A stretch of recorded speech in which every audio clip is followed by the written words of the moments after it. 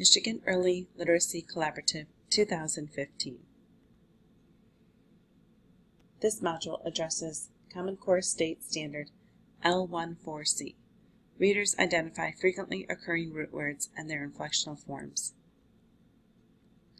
Readers can identify root words and their inflectional forms. As students learn to read, it is important for them to understand that many words are made up of a root word and an ending or a suffix. The ending is used to change the meaning of the word, so it can be used in a variety of sentences. In their book, The Continuum of Literacy Learning by Gay Sue Pinnell and Irene C. Fontes, they state, efficient word solvers look for and find patterns in the way words are constructed. Knowing spelling patterns helps children notice and use larger parts of words, thus making word solving faster and easier. The goal of this language lesson is to develop our students' ability to read words with inflectional endings. We also want them to understand that those endings can slightly change the meaning of the root word. Students will need to read root words and inflectional endings such as s, ed, and ing. Students will need to combine the root word with an ending to create and read a new word. The approximate length of this lesson is 25 minutes. This lesson also contains additional activities for future lessons. In this lesson, students will use magnetic letters, a magnetic whiteboard or other magnetic surface, a list of root words to use as practice, and a student recording sheet. Here are some of the materials needed.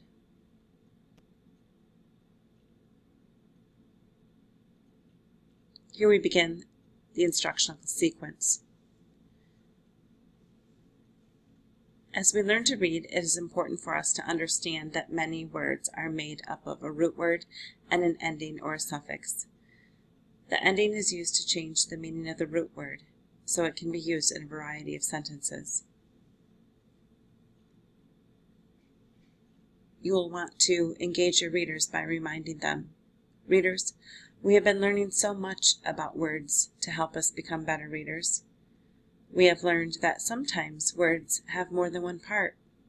Today we will review and practice reading root words and some endings that can be added to those words in order to make a new word." First, let's watch this short video to get us started. As the teacher here, you would not want to show your students this video. After the video, restate the teaching point or learning goal for the students. Today, we will read some common root words and their endings. Next comes the teacher modeling. This part of the lesson requires the teacher to model for guided practice. Model for students using a white magnetic board. Demonstrate reading a root word and adding an ending. You'll want to use your magnetic letters to do that.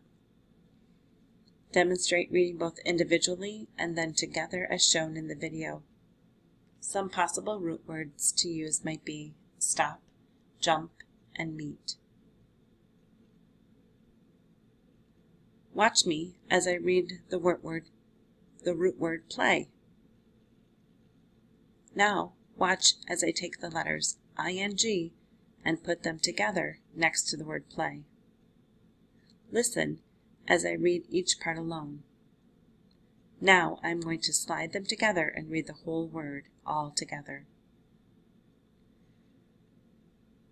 As the teacher, you'll want to deliberately show each part of that sequence as you're doing it on the whiteboard.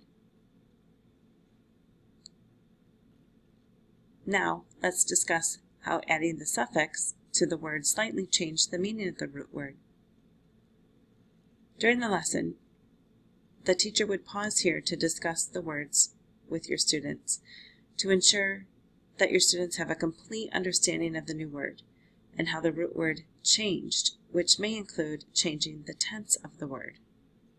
Be sure to use this time to pause and process with your students. Next comes the guided practice. You might say, let's try a few words together. First, the teacher would display a few more root words. The students would read the root words with the teacher. The teacher would add some endings like s, ed, or ing near the end of each word, and the students would read the endings aloud.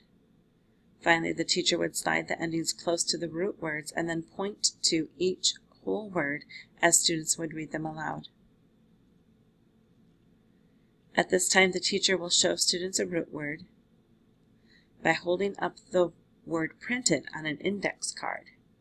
Students will read the word and write the word in the root word box. The teacher will then hold up a suffix separately. Students will write each suffix in the suffix box and then write the whole word on the line below. Students will read the whole word aloud once it is written. Students will then turn to a neighbor or partner and explain how their root word changed just a little bit by adding the ending.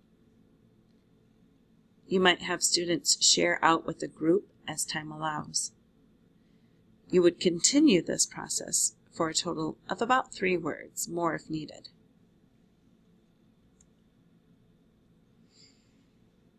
Next, we go to the active engagement part. As the teacher, you have modeled the strategy for students, and now it is time for the children to practice. Students will continue this activity in partnerships. The teacher would need pre-made sets of root words and suffixes prepared and ready for the students to use. Students would continue this process with their partners for a few more words. Now you will link for the students by reviewing the newly created words on the whiteboard. Review the word endings. You might say, so readers, now anytime you are reading and you come to a word that has one of these endings on it, you will be able to break it apart if needed to help you read and understand the word. You can also use these words and endings in your writing.